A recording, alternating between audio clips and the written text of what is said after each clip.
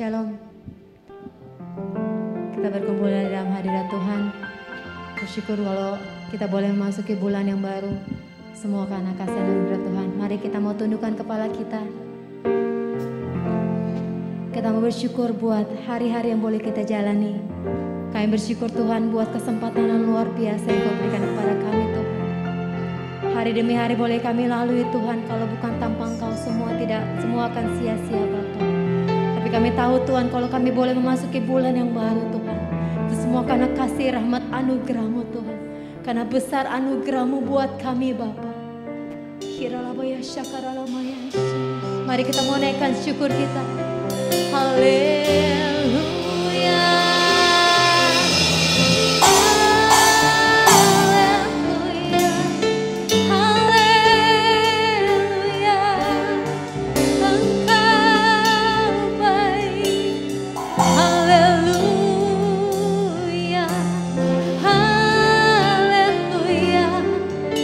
Kasih anugerah-Mu besar buat kami Tuhan.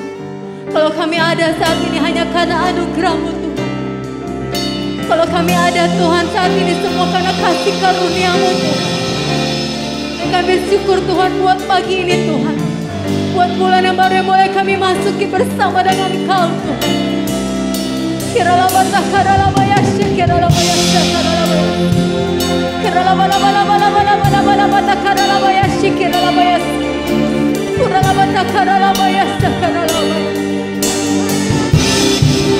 Haleluya, haleluya. Engkaulah Tuhan. Kami ada sebagaimana kami ada Bapa. Mari kita mau katakan sebagaimana ku ada,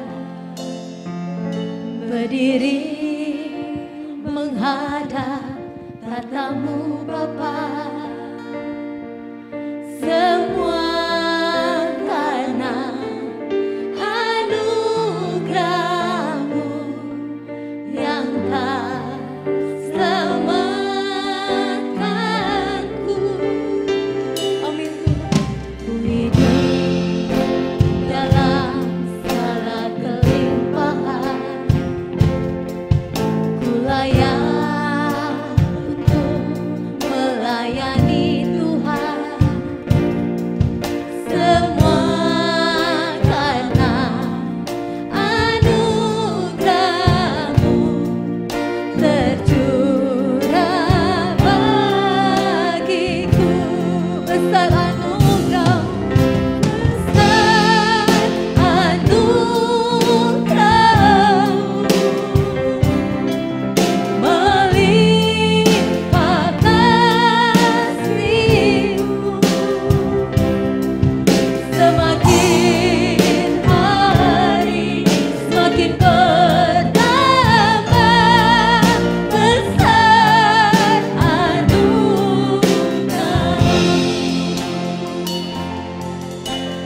Kita mau katakan kalau kita ada semua karena anugerah Tuhan.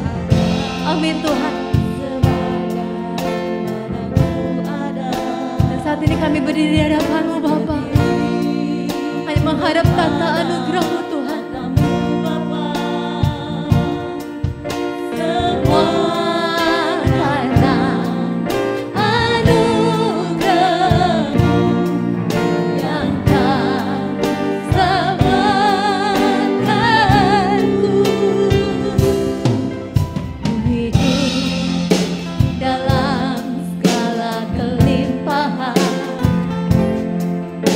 Layak untuk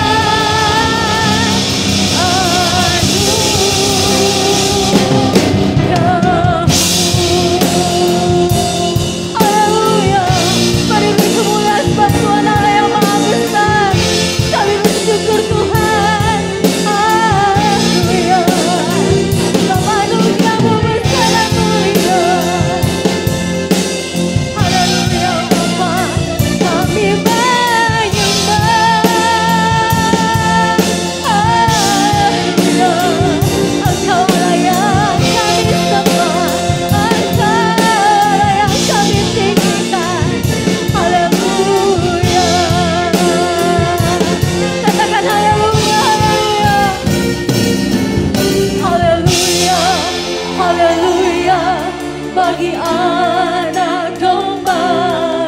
Haleluya, haleluya, darahnya menangguhkan setiap lidah, suku bangsa, semua makhluk dan pulau. Berikan glory, berikan hormat, beri pujian bagi anak domba. Amin, haleluya.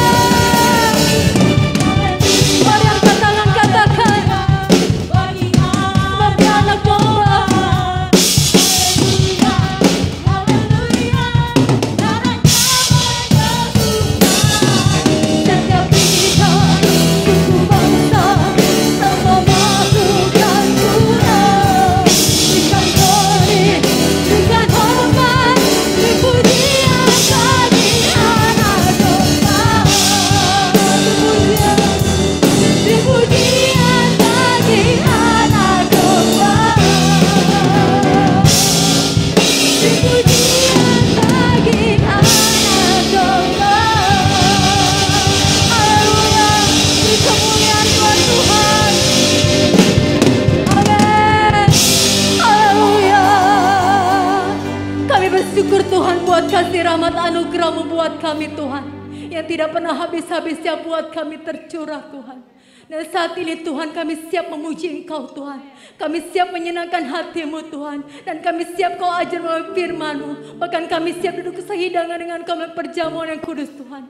Terima kasih, terima kasih. Kami percaya Kau ambil alih ibadah kami Bapa. Dan kami pulang membawa berkat dan sukacita yang luar biasa daripada-Mu. Yang siap memuji Tuhan, boleh sama-sama katakan amin.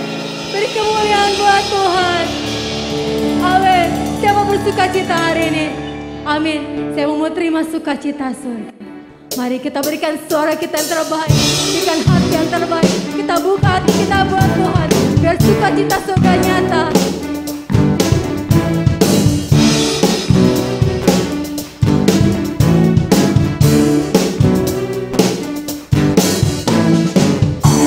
Sukacita surga, itulah kekuatan bagi jiwa. Dapat rasakan kasih-Nya di tengah badai yang bergelora. Sukacita surga, itulah kekuatan bagi jiwa. Dapat saksikan kuasa-Nya, takutkan takut. Ya, sama-sama angkat tangannya. Kau ada dalam hatiku, takkan patah semangatku, takkan hilang kekuatanku.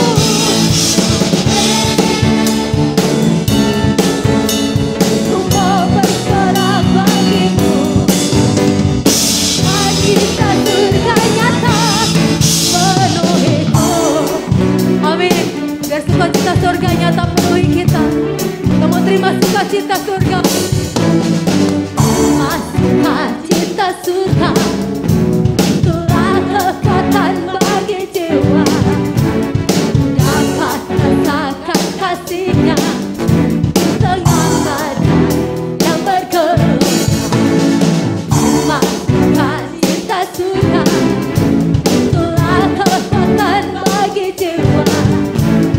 Dapat saksikan kuasa-Nya, taklukan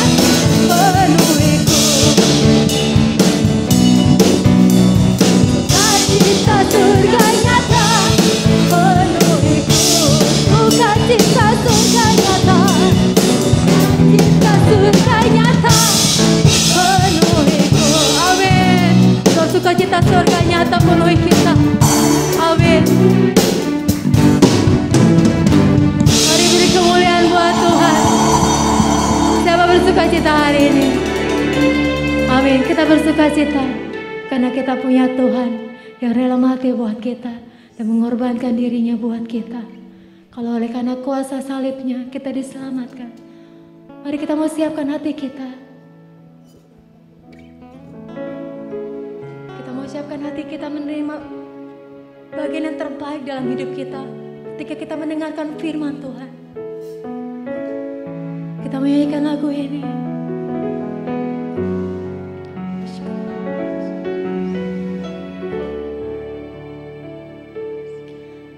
Ada tempat yang mulia, anugerah-Mu tercurah, Kau berikan hidup sebagai ganti dosaku. Lebih dari kukira, amin Tuhan. Yang pengampunan yang kuterima, kasih Yesus yang abadi mengalir di Kalvari.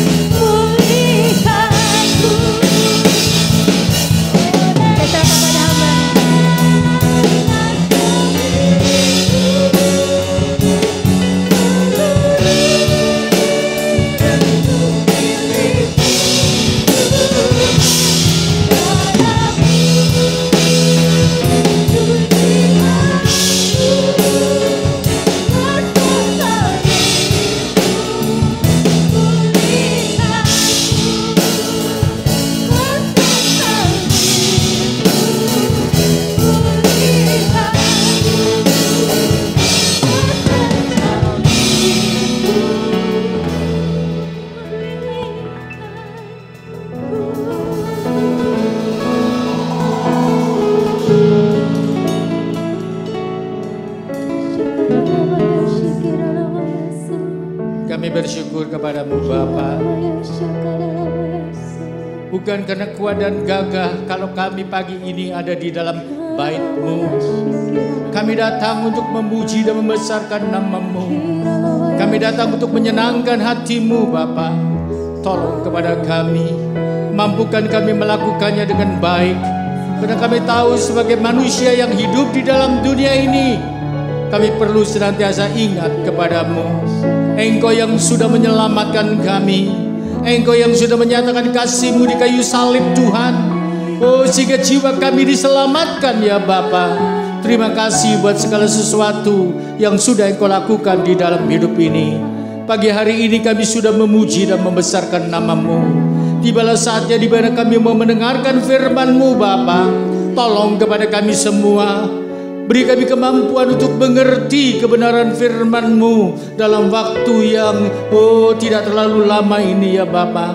Kami percaya Tuhan, urapan-Mu Engkau curahkan kepada kami semua, baik kepada hamba yang membawakan kebenaran firman-Mu maupun kepada kami sekalian yang mendengarkan firman-Mu, sehingga pagi hari ini Tuhan kami boleh sama-sama dikuatkan, dipuaskan dan diberkati, karena Engkau adalah Allah yang memberkati kami. Terima kasih Bapa. Kami percaya Tuhan, Engkau sudah ada di tengah-tengah kami, dan Engkau sendiri akan berkata-kata buat kami. Bersabdalah, karena kami sudah siap mendengar. Dalam nama Yesus kami sudah berdoa. Haleluya. Yang percaya katakan amin. Puji Tuhan. Silakan duduk Bapak Ibu Saudara.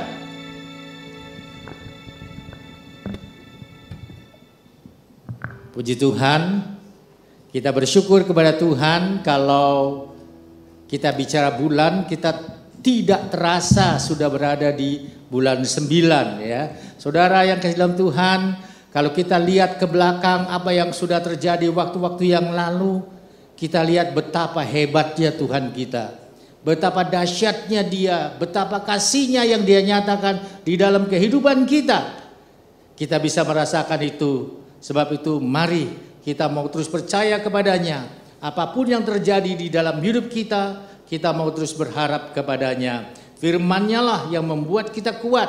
Pagi hari ini kita juga mau belajar dari kebenaran firman-Nya yang mendatangkan kekuatan di dalam iman kita. Bapak Ibu Saudara yang kasih dalam Tuhan, kita akan buka Alkitab kita di dalam Injil Markus 4. Injil Markus 4 ayat yang ke-35 sampai dengan ayat yang ke-41. Kita mau belajar dari peristiwa angin ribut diredakan. Ya, judul perikopnya adalah seperti itu. Di dalam ayat 35, saya akan bacakan untuk Bapak Ibu Saudara. Silakan mengikuti dari Alkitab masing-masing. Ayat 35. Pada hari itu, waktu hari sudah petang, Yesus berkata kepada mereka, "Marilah kita bertolak ke seberang."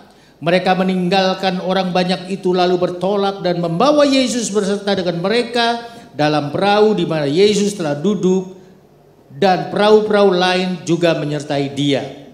Lalu mengamuklah taufan yang dahsyat dan ombak menyembur masuk ke dalam perahu sehingga perahu itu mulai penuh dengan air. Pada waktu itu Yesus sedang tidur di buritan di sebuah tilam. Maka murid-muridnya membangunkan Dia dan berkata kepadanya, "Guru, Engkau tidak peduli kalau kita binasa?" Ia pun bangun, menghardik angin itu dan berbicara kepada danau itu, "Diam, tenanglah." Lalu angin itu reda dan danau itu menjadi teduh sekali. Lalu Ia berkata kepada mereka, "Mengapa kamu begitu takut? Mengapa kamu tidak percaya?" Mereka menjadi sangat takut dan berkata seorang kepada yang lain, "Siapakah gerangan orang ini sehingga angin dan danau pun taat kepadanya?" Ya, sampai di situ pembacaan kita.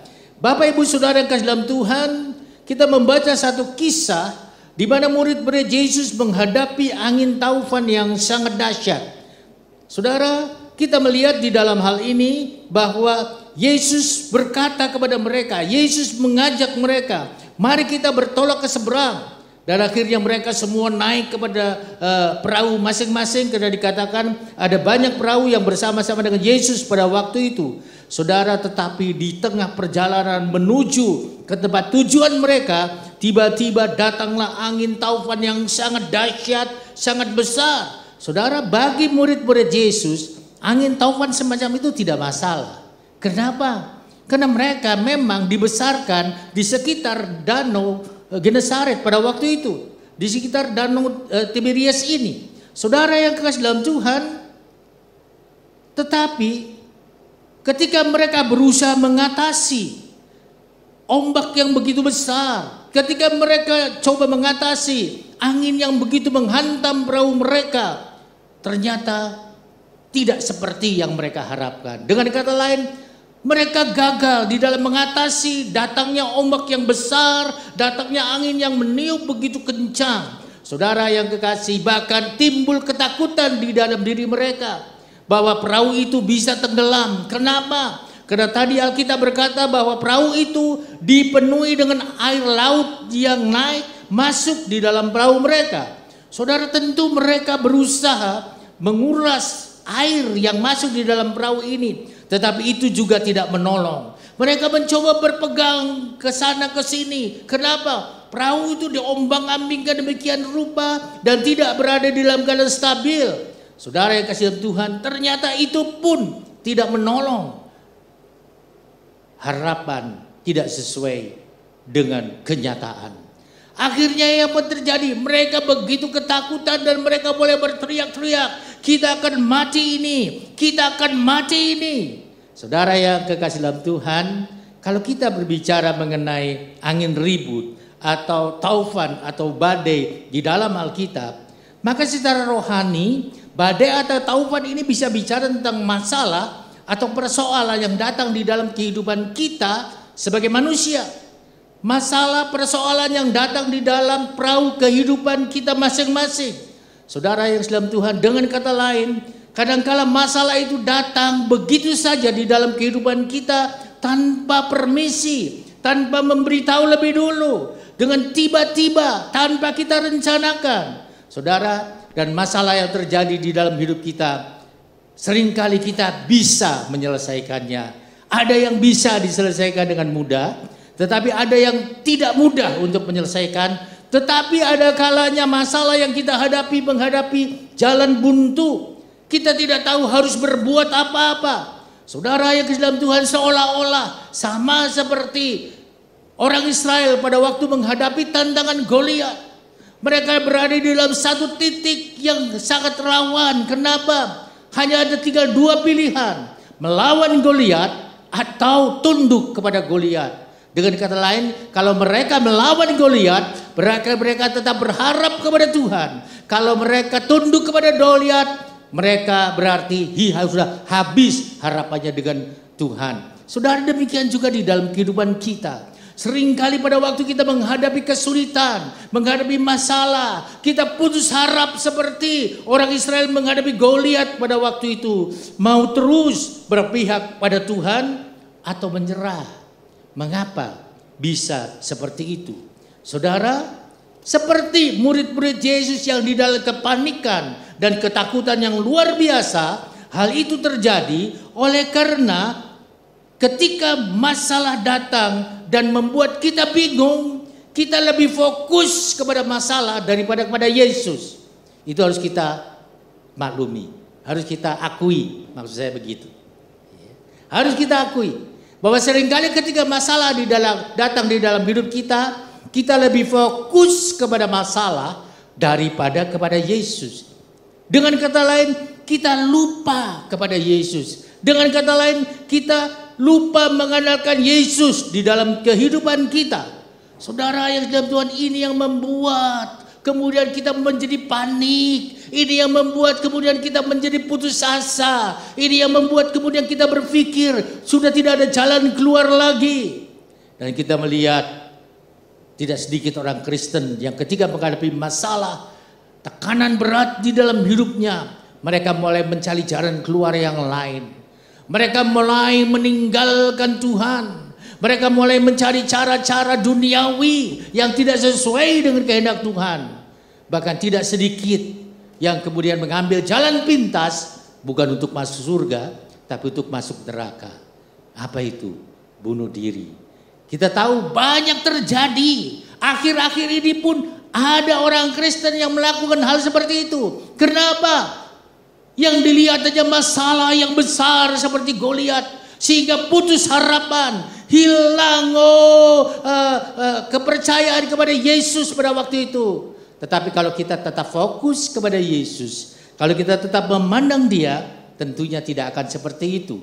Saudara, kalau tahu ada orang yang ingat kepada Yesus, seringkali imannya itu tidak cukup mendukung dia. Kenapa? Keraguan-raguan datang di dalam dirinya. Kebimbangan masih ada di dalam dirinya. Seringkali dia kemudian bertanya, bisakah Yesus menolongku? Bisakah Yesus memberikan jalan keluar bagiku? Memang betul Yesus itu berkuasa, tapi di mana Dia sekarang? Mengapa aku menghadapi seperti ini? Di mana Tuhan? Aku susah. Kita mulai bertanya-tanya tentang Tuhan. Saudara yang dalam Tuhan, murid-murid Yesus pun demikian. Ketika mereka menghadapi kesulitan pada waktu itu, mereka cari di mana Yesus? Di mana Yesus? Kita pun begitu, saudara. Kenapa tidak fokus pada Yesus? Waktu Yesus berkata, aku menyertaimu, Yesus betul-betul menyertai kita. Cuma kita tidak bisa melihat secara mata jasmani. Tetapi iman kita harus meyakini betul Dia menyertai kita. Kadang-kadang Dia menyertai kita, Dia berjalan di depan kita untuk memberitahukan jalan yang harus kita lalui. Oh, pada waktu itu mungkin buat kita mudah untuk melihat Yesus karena Dia ada di depan kita. Kadang-kadang Dia pegang tangan kita dan Dia bimbing kita berjalan. Oke, kita seringkali merasa, oh Tuhan terima kasih, Engkau baik. Tetapi saudara, kadang-kadang Yesus tidak selalu berjalan di depan kita. Yesus juga bisa berjalan di samping kita. Kenapa Dia bisa berjalan? Dia mau berjalan di samping kita.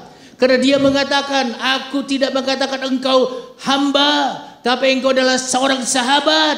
Yang namanya sahabat itu tidak jalan di depan. Yang namanya sahabat tidak berjalan di belakang. Yang namanya sahabat itu tidak berjauhan dengan yang berjalan bersama-sama dia, tapi ada di sampingnya. Yesus pun kadangkala berbuat seperti itu, tetapi kita tidak melihatnya. Kenapa? Karena kita fokus kepada masalah. Saudara, kenapa Yesus ada di samping kita? Karena Dia mau menolong kita.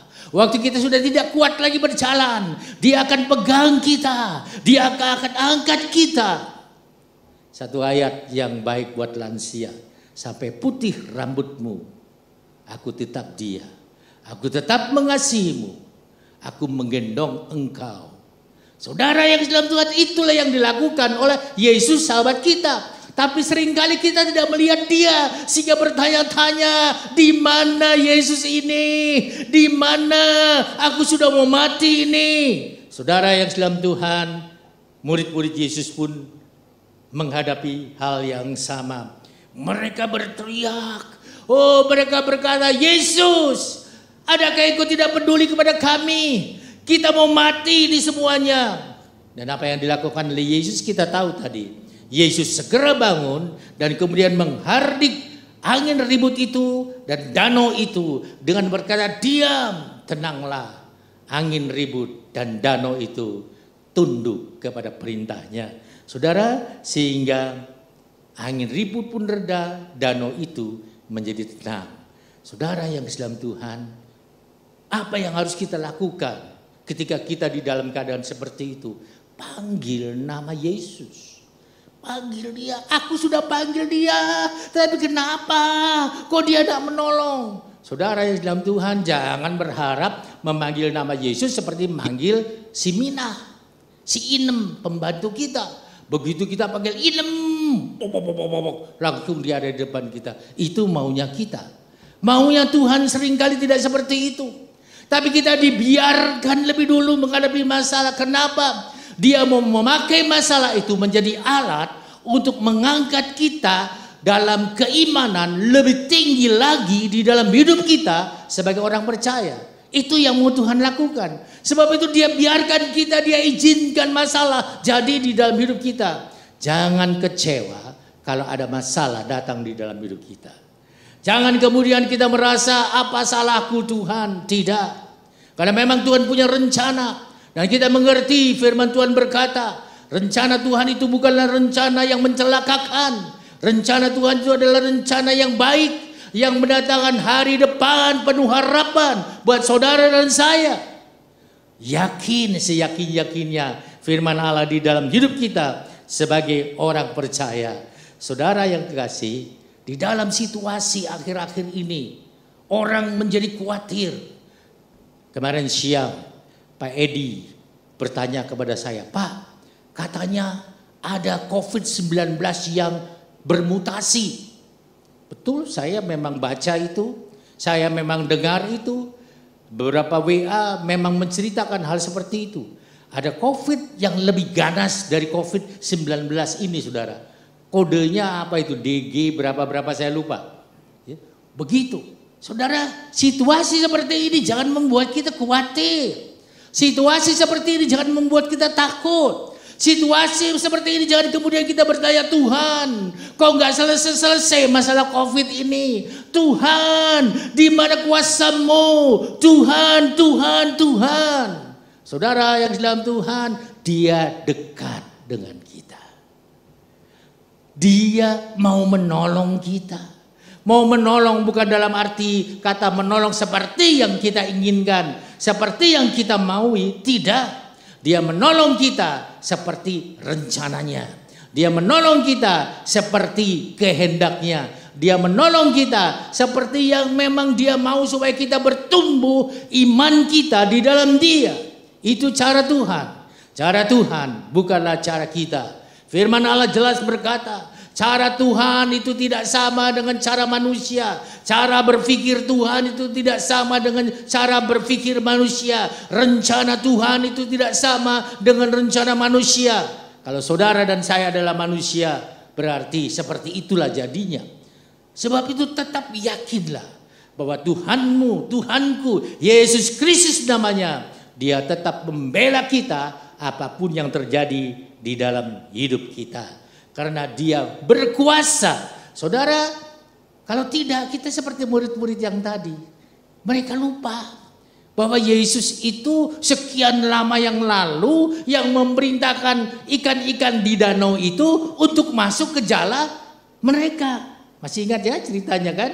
Akhirnya bagaimana mereka semalam-malaman tidak menangkap ikan. Kemudian Yesus berkata, tebarkan jalamu di sebelah kanan. Kemudian ternyata ketika mereka mentaati apa yang Yesus katakan, oh tiba-tiba jala mereka dipenuhi ikan begitu banyak. Firman Tuhan berkata seperti itu. Mereka lupa hal itu.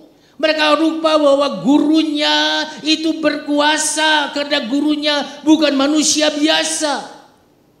Saudara yang kasih dalam Tuhan, jangan kita melihat masalah yang ada di depan kita, tapi pandang Yesus. Nah, dari peristiwa ini ada 3 hal yang bisa kita pelajari. Saya batasi 3 hal ya.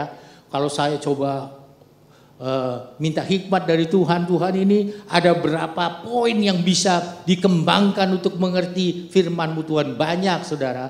Tapi waktu kita yang tidak banyak, sehingga kita hanya mengambil 3 hal saja. Nah, saudara bisa lihat di layar ya. Yang pertama adalah taat itu tidak berarti tanpa masalah. Saudara yang kasih dalam Tuhan, banyak orang berpikir bahwa kalau kita mentaati perintah firman Allah, dengan kata lain mentaati perintah Yesus, maka kita tidak akan menghadapi masalah di dalam hidup kita. Benarkah cara berpikir seperti itu? Salah saudara. Loh kok salah? Bukankah Yesus berkuasa? Iya. Bukankah Yesus itu menolong? Iya. Bukankah Yesus itu membela kita? Iya. Tapi tidak ada firman-Nya yang berkata bahwa ketika kita mengiring Dia, ketika kita percaya kepadanya, kita akan bebas dari masalah. Tidak ada. Saudara silakan buka dari kitab Kejadian sampai Wahyu. Tidak akan bertemu satu ayat pun yang berkata seperti itu. Yang ada adalah jangan takut, aku menolongmu. Itu ada. Dengan kata seperti itu berarti kita akan tetap menghadapi masalah. Tetapi yang Tuhan katakan jangan takut. Kenapa? Dia menyertai kita. jangan takut, aku menolongmu. Jangan takut, aku membelamu. Jangan takut, aku melakukan sesuatu untukmu.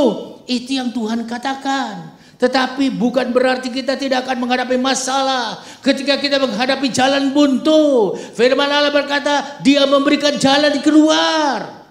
Itu yang Tuhan janjikan. Ya, saudara, kenapa kita berpikir seperti itu? Karena kadang-kadang kita seperti orang-orang yang ada di dalam dunia ini, yang menghubungkan cerita Yunus dengan dirinya. Saudara tahu cerita Yunus. Ketika dia diperintahkan oleh Allah untuk pergi ke negeri Niniwe, untuk berkhotbah di sana, untuk memperingatkan orang-orang di sana bahwa mereka akan dibinasakan kalau mereka tidak bertobat. Tetapi saudara, Yunus pada waktu itu tidak pergi ke Niniwe. Dia tidak taat, dia pergi ke Tarsis. Dan apa yang terjadi? Gelombang besar menghantam kapal yang dia naiki. Gelombang besar membuat kapal hampir tenggelam. Dan orang berpikir, oh, kalau tidak taat menghadapi masalah. Berpikir kebalikannya, kalau taat tidak menghadapi masalah. Tidak, saudara, tidak seperti itu. Ya, jangan mengambil kesimpulan sederhana seperti itu. Karena yang tadi saya katakan, pikiran Tuhan tidak sama dengan pikiran kita. Rencana Tuhan tidak sama dengan rencana kita. Cara berpikir Tuhan, cara Tuhan menolong tidak sama dengan cara yang kita ingini. Saudara yang kasih dalam Tuhan, tidak ada satu ayat pun yang berkata demikian. Oleh sebab itu, mari kita tetap percaya kepadanya apapun yang terjadi. Kenapa? Ketika kita terus fokus kepada Yesus, firman-Nya terjadi di dalam hidup kita. Tetapi kalau kita fokus kepada masalah, akan membuat kita bimbang dan ragu-ragu. Ketika kita bimbang dan ragu-ragu, jangan pernah berharap mujizat terjadi di dalam hidup kita. Karena mujizat itu hanya Tuhan lakukan di dalam hidup kita ketika tidak ada kebimbangan di dalam hidup kita. Ketika tidak ada keraguan di dalam hidup kita sebagai orang percaya. Saudara yang kasih dalam Tuhan, di dalam hal ini biarlah kita mau sungguh-sungguh berharap kepadanya.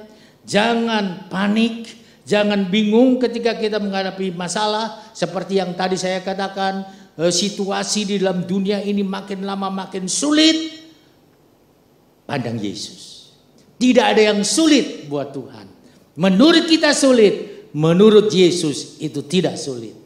Menurut kita tidak ada harapan, menurut Yesus semua ada harapan di dalam Dia. Di dalam Dia masih ada jalan keluar. Di dalam Dia masih ada harapan. Di dalam Dia masih ada mujizat. Saudara jangan lupa, Dia sanggup membangkitkan pemuda di kota Nain. Dia sanggup membangkitkan Lazarus. Dia sanggup mencelikkan mata Bartimeus yang buta. Dia sanggup melakukan apa saja asal itu menjadi keinginan Tuhan. Asal itu menjadi keinginan Dia sebagai Allah. Tetapi bukan keinginan kita. Mari kita hidup tenang. Terus berharap kepada Tuhan. Yang kedua, saudara, yang kedua adalah ketakutan itu indikasi dari iman. Ya. Yesus waktu itu berkata begini kepada murid-muridnya di dalam ayat yang ke-40. Lalu Ia berkata kepada mereka, mengapa kamu begitu takut? Mengapa kamu tidak percaya? Rupanya antara ketakutan dengan iman, dengan kepercayaan ini ada hubungannya, ada pengaruhnya. Saudara, kalau kita di dalam hidup ini mempunyai ketakutan, mempunyai sesuatu kebimbangan, mempunyai keraguan-raguan, itu menunjukkan derajat iman kita sesungguhnya. Karena memang seperti itu. Ketakutan itu merupakan indikasi dari iman. Betul, saya mengakui yang namanya beriman sesungguhnya bukan hal yang mudah. Betul. Karena banyak orang yang mengalami seperti ini. Saudara, seringkali ketika kita menghadapi masalah, kita berdoa, Tuhan tolong aku Tuhan. Oh aku percaya Tuhan, Engkau berkuasa menolong diriku. Aku punya masalah Tuhan, dan aku serahkan masalahku ini kepadamu Tuhan. Aku percaya Engkau menyelesaikannya dalam nama Yesus. Betulkah setelah kita berdoa seperti itu, kita tidak pernah memikirkan masalah itu lagi? Tidak. Seringkali kita setelah selesai berdoa amin, kembali lagi kita berpikir, iya ya, gimana Tuhan menolong aku ya? Iya ya, jalan keluarnya gimana ya? Iya ya, Dia berkuasa, tapi seperti apa ya? Iya ya. Saudara, ini menunjukkan bahwa beriman itu memang tidak mudah, saya mengakui. Tetapi saudara yang dalam Tuhan, kita harus tetap berpegang kepada firman-Nya. Kalau kita berlaku seperti tadi itu sama saja. Kita menyerahkan beban kita kepada Yesus ketika kita berdoa. Tapi selesai berdoa, kita ambil lagi beban itu dan kita pikul sendiri. Tidak ada gunanya kita berdoa. Saudara, kalau kita sudah berkata, Tuhan, aku serahkan hidupmu, aku serahkan dirimu hanya kepadamu. Jangan pernah ragu lagi. Karena ketika kita tidak ragu, Allah pasti bertindak. Pasti bertindak. Saudara, kalau itu menjadi kehendaknya, jangan pernah ragu dan bimbang di dalam hidup ini. Yang ketiga, yang terakhir. Saudara, lamanya jadi Kristen itu bukan jaminan untuk kita bisa mengenal Yesus. Ya, kenapa? Di dalam ayat 41 berkata begini. Mereka menjadi sangat takut dan berkata seorang kepada yang lain, siapakah gerangan orang ini? Coba murid-murid Yesus sendiri bertanya, siapa gerangan orang ini? Padahal setiap hari mereka bersama-sama dengan Yesus. Mereka lihat bagaimana Yesus menyembuhkan mata Bartimeus. Mereka melihat bagaimana Yesus membangkitkan pemuda di kota Nain dan lain sebagainya. Mujizat-mujizat Yesus yang Yesus lakukan, mereka bukan sekedar melihat, mereka juga mengalami. Ketika Yesus memberi makan kepada 5.000 orang hanya dengan beberapa ketul roti dan ikan, tetapi ternyata itu mencukupi. Mereka ada di sana, mengalaminya di sana bersama-sama dengan Yesus. Tetapi saudara lihat pertanyaan mereka, siapakah gerangan orang ini? Melihat hal ini, jangan kita pernah bangga menjadi orang Kristen yang cukup lama. Ada orang yang berkata, aku 40 tahun ikut Yesus. Aku lebih lama lagi, 50 tahun. Oh, aku lebih hebat lagi. Sejak dikandung ibuku, aku sudah kenal Yesus. Apa benar kata-kata itu? Saudara yang dalam Tuhan, belum tentu lamanya ikut Tuhan itu tidak membuat kita kenal kepada Tuhan. Oh, jangan pernah berkata, Tuhan, aku pelayanmu Tuhan. Aku jadi WL atau singer selama 1000 tahun. Oh, aku menjadi pemain musik 20 tahun di gerejaku Tuhan. Aku kenal Engkau. Ada ayat yang berkata, aku tidak pernah kenal kamu. Saudara tahu ayat itu di mana? Di dalam perumpamaan 10 gadis yang bijaksana dan 10 gadis yang bodoh. Kenapa? Karena mereka tidak setia. Kenapa? Karena mereka mementingkan diri sendiri, bukan mementingkan Tuhan.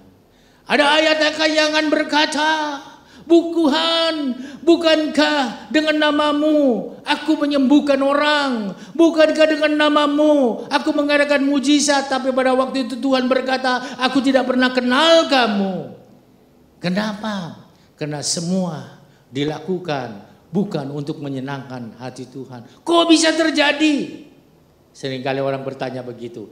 Kalau seperti itu, kenapa itu terjadi? Iya, terjadi karena memang Tuhan memberi kesempatan supaya kita bertobat dan kita tahu bahwa diri kita sudah jauh dari Tuhan.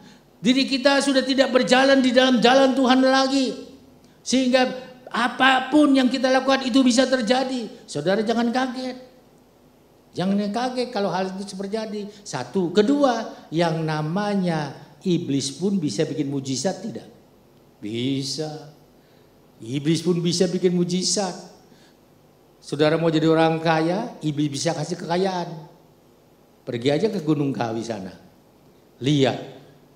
Berapa banyak orang yang malam-malam tertentu, wah itu seperti pesta di malam hari di Gunung Kawi itu. Saya nggak tahu dalam masa COVID-19 seperti ini di sana, di daerah Jawa Timur dekat Malang sana, itu diizinkan tidak. Saya nggak tahu. Tapi ini menunjukkan bahwa iblis bisa. Iblis bisa melakukan seperti itu. Tapi Tuhan kita lebih dahsyat lagi. Itu yang harus kita imani di dalam hidup kita. Sebab itu saudara yang dalam Tuhan, mari kita terus meningkatkan hubungan dengan Tuhan. Meningkatkan hubungan dengan Tuhan itu menunjukkan pengenalan kita dengan Dia. Waktu kita berbicara dengan Dia, waktu kita berdoa, waktu kita membaca firman-Nya, waktu Dia berkata-kata dengan kita melalui roh kita, itu menunjukkan hubungan kita dengan Dia. Dan Dia mau berhubungan erat, bukan sekedar kenal.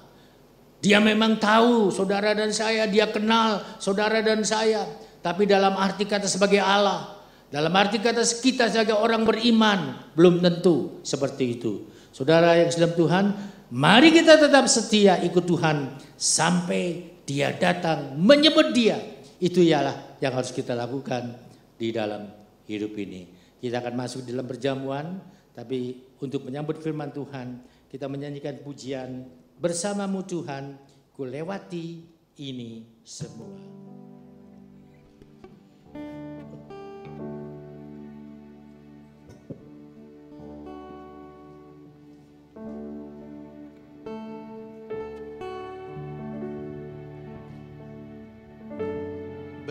Bersamamu Bapa,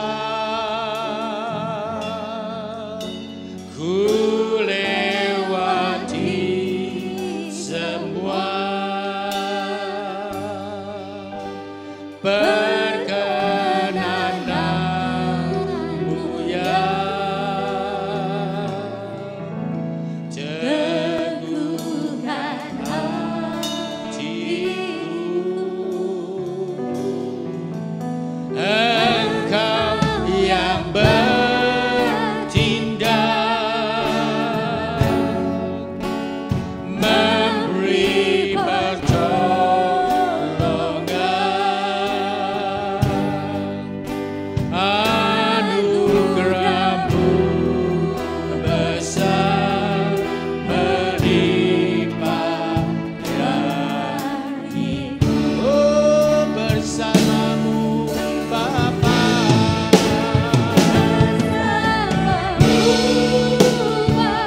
apapun yang saudara hadapi, Allah tetap bersamamu. Lewati ketika engkau menghadapi masalah bersama dengan Dia, karena Dia akan meneguhkan hatimu dan hatiku. Percayalah kepadanya dan jangan bimbang. Dia akan bertindak, Dia akan bertindak, Dia akan bertindak, memberi pertolongan. Yakini itu di dalam hidupmu. Anugerahnya besar, saudara. Anugerahnya besar bagimu dan bagiku.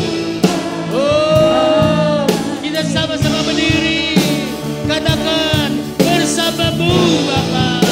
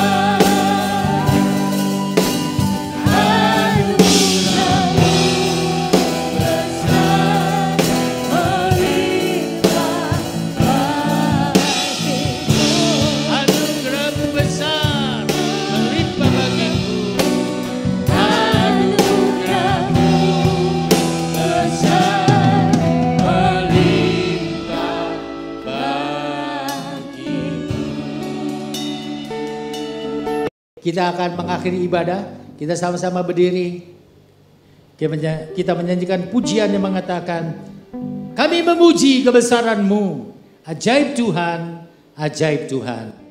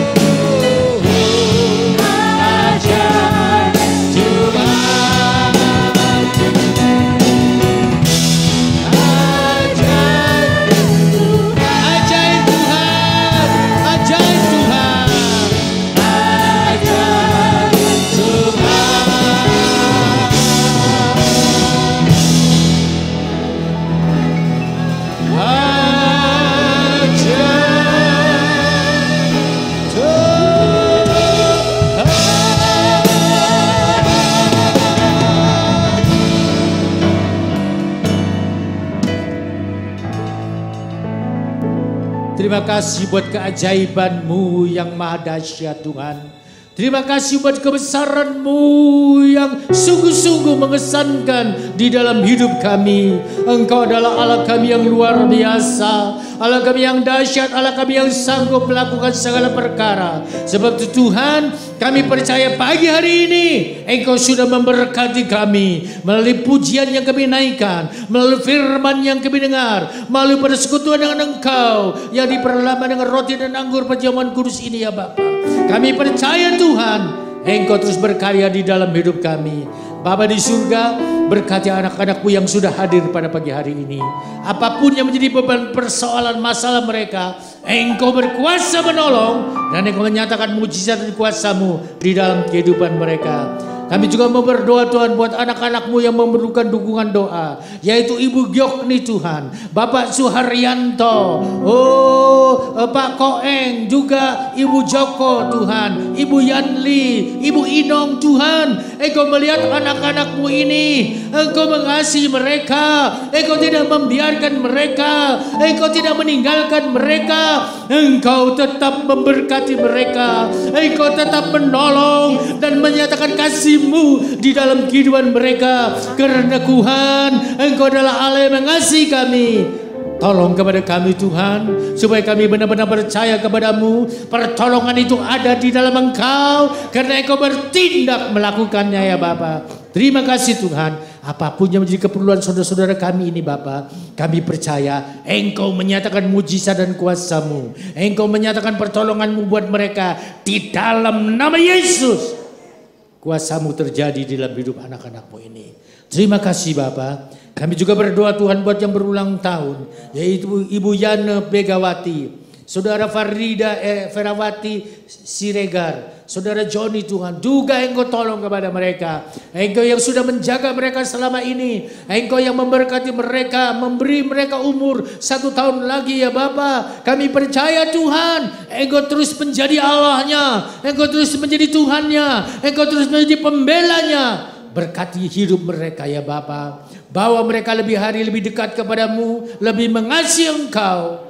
Tuhan, Engkau memberi kesehatan juga kepada mereka. Engkau memberi kekuatan iman juga kepada mereka. Engkau memberkati mereka ya Bapa, menambahkan umur mereka di waktu-waktu yang akan datang. Karena Engkau adalah Tuhan dan penolongnya. Terima kasih Bapa, terpujilah nama-Mu.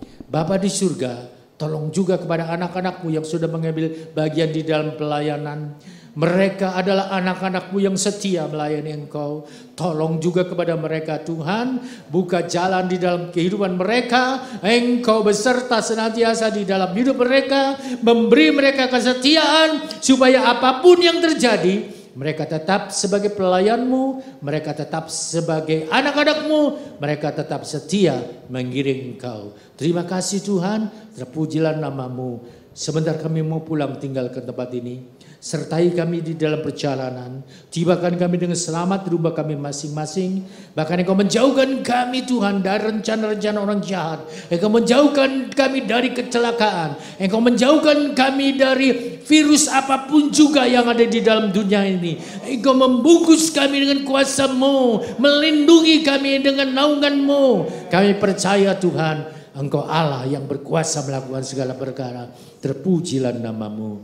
Terima kasih Bapa. Sekarang kita akan menerima berkat. Arahkan mata rohani saudara kepada Yesus. Gunakan imanmu. Karena berkat ini tidak datang dari manusia, tapi datang dari Tuhan Yesus.